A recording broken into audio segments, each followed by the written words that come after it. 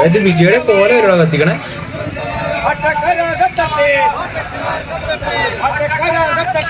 അപകടാവസ്ഥയിലും കാലാവധി കഴിഞ്ഞതുമായ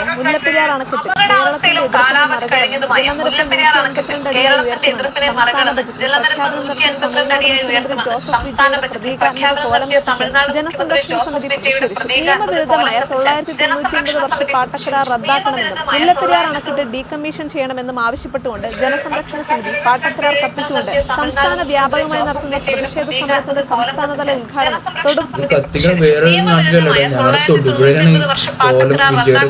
മുല്ലപ്പെരിയാർ അണക്കെട്ട് ഡീകമ്മീഷൻ ചെയ്യണമെന്നും ആവശ്യപ്പെട്ടുകൊണ്ട് ജനസംരക്ഷണ സമിതി പാട്ടക്കരാർ കത്തിച്ചുകൊണ്ട് സംസ്ഥാന വ്യാപകമായി നടത്തുന്ന പ്രതിഷേധ സമരത്തിന്റെ സംസ്ഥാനതല ഉദ്ഘാടനം തൊടുപുഴയിൽ നടന്നതിന്റെ ഭാഗമായാണ് പ്രവർത്തകർ തമിഴ്നാട് മുഖ്യമന്ത്രിയുടെ കോലം കത്തിച്ചത്. കേരള നിയമസഭയിൽ ചർച്ച ചെയ്യാതെയും വിദഗ്ധരുമായി കൂടിയാലോചിക്കാതെയും 1970 പുതുക്കി നൽകിയ പാട്ടക്കരാറിലെ വ്യവസ്ഥകളാണ് സുപ്രീം കോടതിയിൽ കേരളത്തിന് സ്ഥിരമായ തിരിച്ചടിക്ക് കാരണമാവുന്നത്.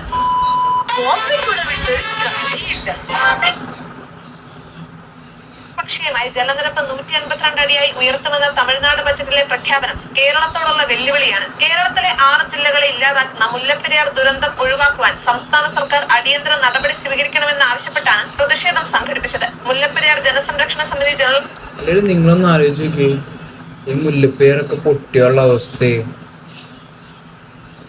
എല്ലാവരും മണ്ണിന്റെയും ചെളിയുടെയും ഇതിന്റെയൊക്കെ അടിയിലായിരിക്കും. ഇതൊക്കെ ഒന്ന് ചിന്തിക്കാൻ പാടില്ലേ? വിജയ് എന്തുകൊണ്ടാണ് ഇങ്ങനെ നമുക്ക് എനിക്ക് മനസ്സിലാവണില്ല. ഫാൻസ് വേറെ, കേരളത്തിന് വേണ്ടി നിൽക്കുന്നത് വേറെ ആയിട്ട്.